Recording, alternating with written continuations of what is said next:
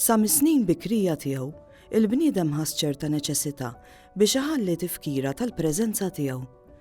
Hekk ukoll seħħ ġewwa l-binja tal-Mengard fejn insibu għadd ta' tpinġijiet li saru mal-ħitan matul is-snin.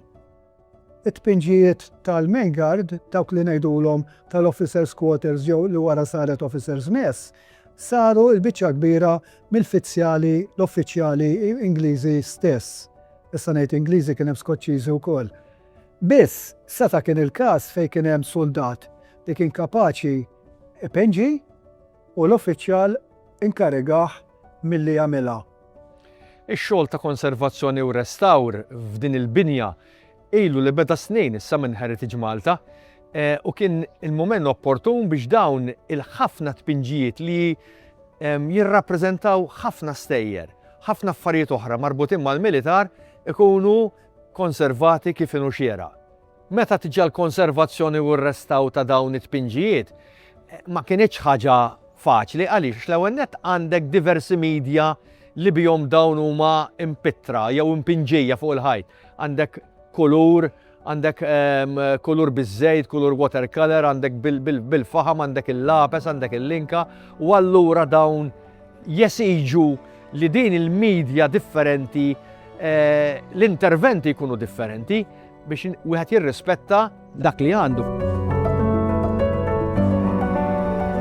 U kellek oħrajn li pittru tagħhom fuq ta' ħadd ieħor għax kien hemm ċertu pika wkoll bejn ir-reġimenti li anki sibna minnhom migrufa għaliex kien hemm pika qawwija. Ukoll anki għaliex il-kwalità kienet xejn inferjuri, allura derilhom li għandhom jisbaw il-ħajt u jerġgħu jpenġu mill-ġdid. Hawnhekk hawn storja li ma tispiċċa qatt. It-tifsira ta' ħafna minn dawn il-penġijiet li hawn mal-ħitan huma l-arma tar-reġiment.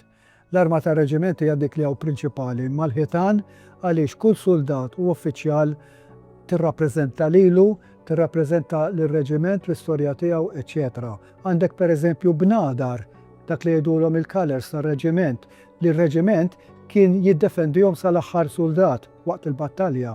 Għandek xeni ta' battalja u judu speċifikament għandek tan-Nil, għandek tas-Sudan, għandek tal-Krimea, għandek ta' Waterloo, għax għalkemm ma kinux hawnhekk f'ċertu perjodi, il-tradizzjoni u l-fama tar-reġiment kienu jinterpretawha fuq il-ħitan, kienu kburin mill-istorja tar-reġiment.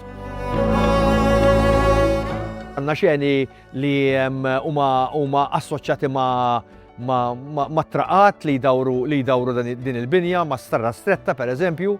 Għandna xeni li kienu jirrakkuntaw stejjer biex ngħidu hekk ta' mħabba peress li daw is-soldat ovvjament kienu l-bogħod mill-familji tagħhom, allura għandek kartolini, għandek messaġġi. Għandna xeni direttament marbutin mar-reġimenti li kienu jirrappreżentaw dawn is-soldati hawnhekk.